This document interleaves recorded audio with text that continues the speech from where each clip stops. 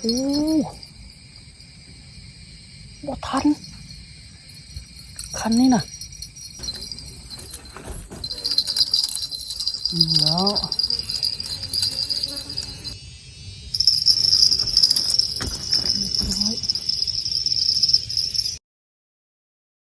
เรื่องใหม่เอา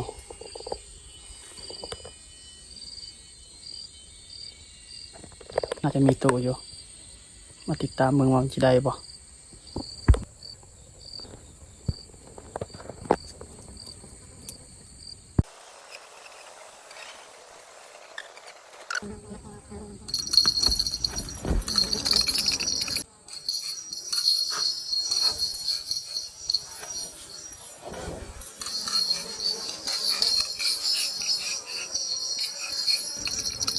โอ้โห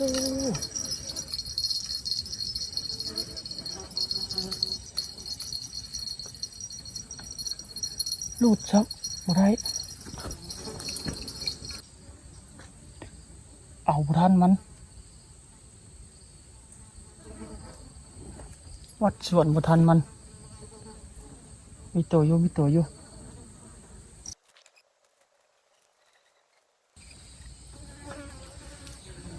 ตอดคันนี้ปลาดึงบังแหงดึงบ่ทันมันวัดบ่ทันมัน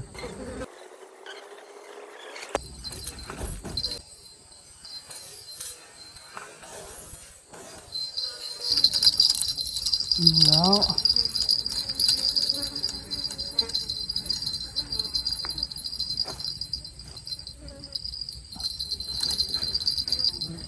มีตัวแล้วพี่น้องมีตัวแล้ว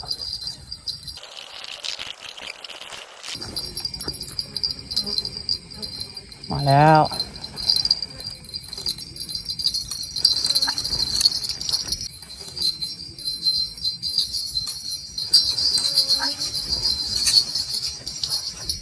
โอ้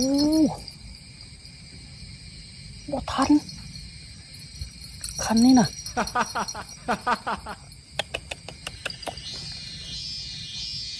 มาแล้วยายหมายใหม่ไปไงป้าห้ามันนี่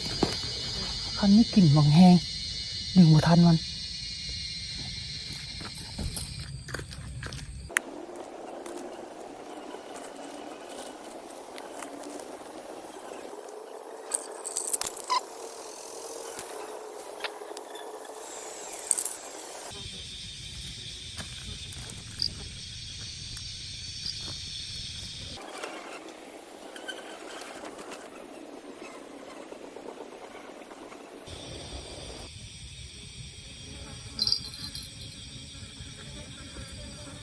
ตอนบังแหง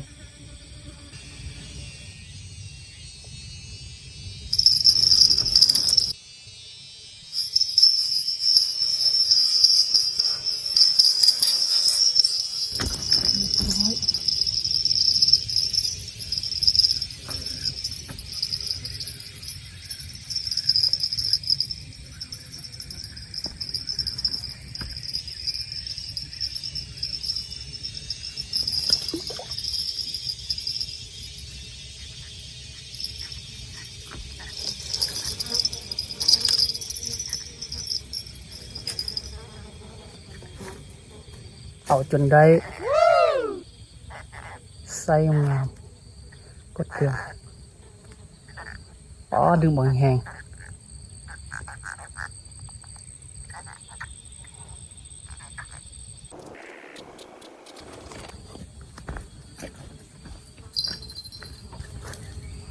ย้ายหมายใหม่ได้2 ตัวแล้ว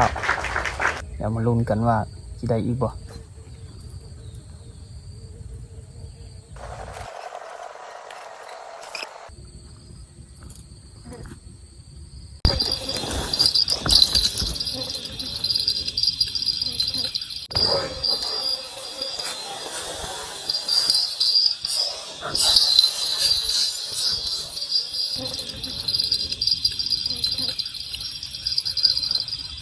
เรียบร้อย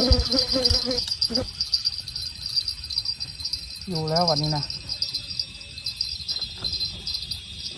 ก็เสียจริง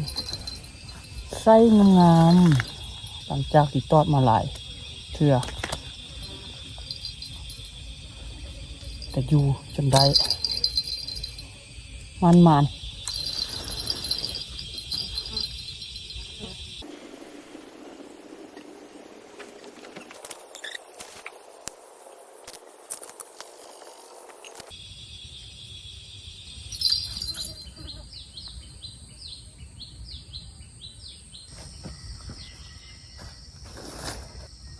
เนาะนี่ก็แรงละป่าก็เริ่มบ่กินละเดี๋ยวจะได้กลับก่อนเบิ่งมื้อหน้าจังมาเอาใหม่มันก็กินหลายอยู่แต่ว่ามันบ่ติดแบบมันตอดมันบ่กินเบ็ดมันตอดกินแต่เหยื่อเดี๋ยวมื้อหน้ามาแก้ตัวใหม่เบิ่งผลงานมื้อนี้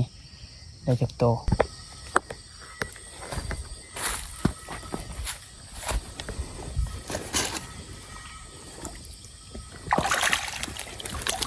ว้าว เดี๋ยวเราเติบ